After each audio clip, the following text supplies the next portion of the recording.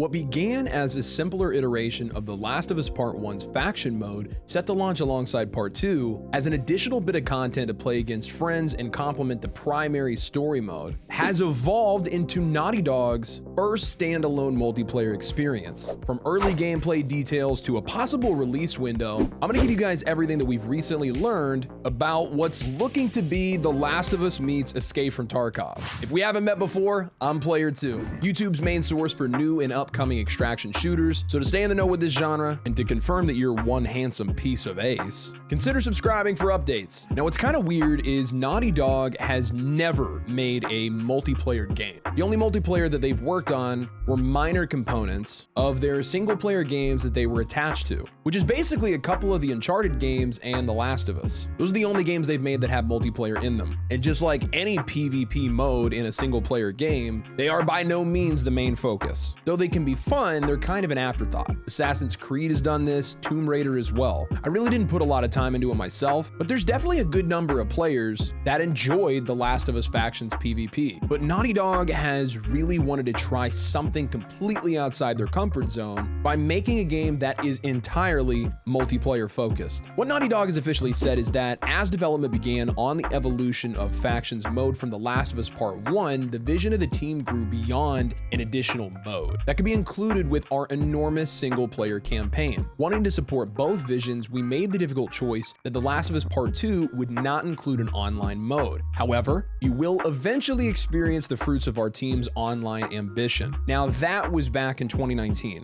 Outside of a simple 2021 update in a blog post, basically saying that they're working on it, the multiplayer experience was mostly off the radar. I trouble with the radar, sir. What's wrong with it? I've lost the bleeps, I've lost the sweeps, and I've lost the creeps. Until a Games Fest where Naughty Dog co-president Neil Druckmann said this. But what I can tell you is that this game is big.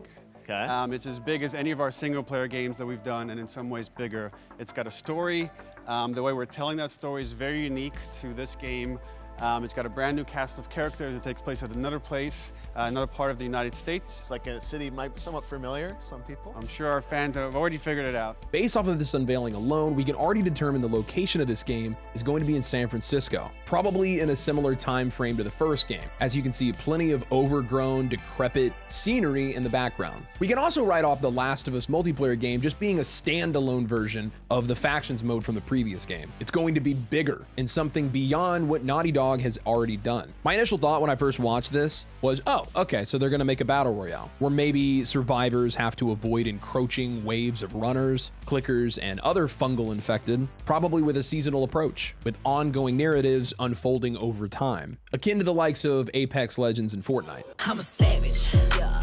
Classy, bougie, ratchet. But the co-president said they've been working on it for the last 2 years. Aside from a BR game not really working in the context of The Last of Us, in my opinion, as a major AAA developer, they follow trends. If it were releasing in 2020, when The Last of Us 2 dropped, I could easily see them doing a BR. That was kind of the peak hype for those games that had been building up since 2017 from Fortnite and PUBG, and then fully capitalized by Warzone 1. But BRs aren't fresh anymore, and they're definitely not the rising trend. I've argued in several of my videos, as I'm sure you're aware, that the extraction looter shooter is the next big thing. With Escape from Tarkov being the catalyst, and several other indie teams taking a crack at it, allowing room over the next year or so for a AAA dev team to come in and capitalize on the rising popularity of the genre. Whether you think it's been successful or not, Call of Duty's DMZ has already proven that there is an enormous player base looking for a cross-platform extraction shooter that isn't as hardcore as Tarkov, but maybe isn't as casual as DMZ. Something in between, with character progression, missions, and questing. A player hub out of match that allows you to trade, craft, and upgrade features over time, and so on. This is something that, in the style of The Last of Us, Naughty Dog could not only do, but it's likely they will. The latest piece of concept art posted from Naughty Dog in 2023 is of a cruise ship run aground with 2 players approaching it. Now, if you zoom into these guys, one of them is wearing a backpack and one of them has on some type of helmet. Assuming that these aren't just for cosmetics, they could be indicating that there will be some type of armor system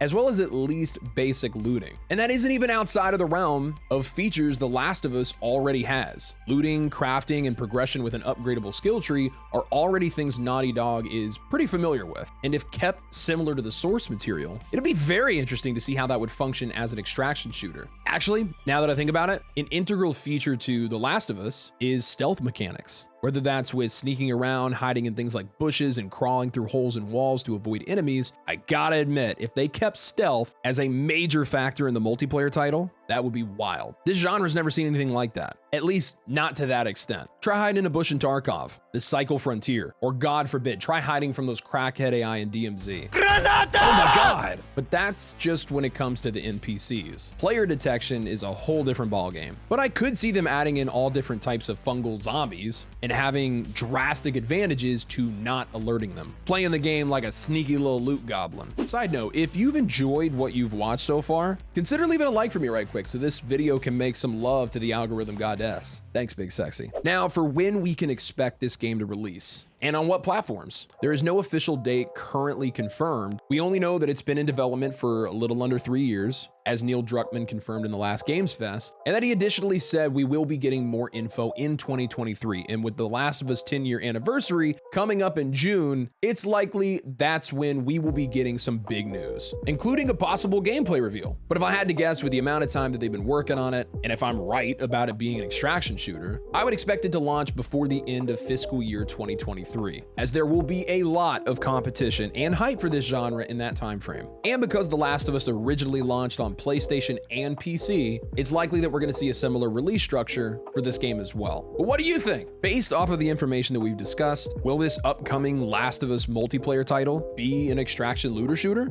I can say with a straight face and a crooked Johnson, I sure hope so. And with other AAA teams like Infinity Ward and even Ubisoft now hopping onto the bandwagon, the odds are higher. If you haven't seen the in-depth gameplay reveal we just got from the closest to release AAA extraction shooter coming up, check it out. Don't just sit there. You got to click it or do something. I don't know what to tell you. Either if you're still here, you literally either got to click it or you got to go. There's no other option.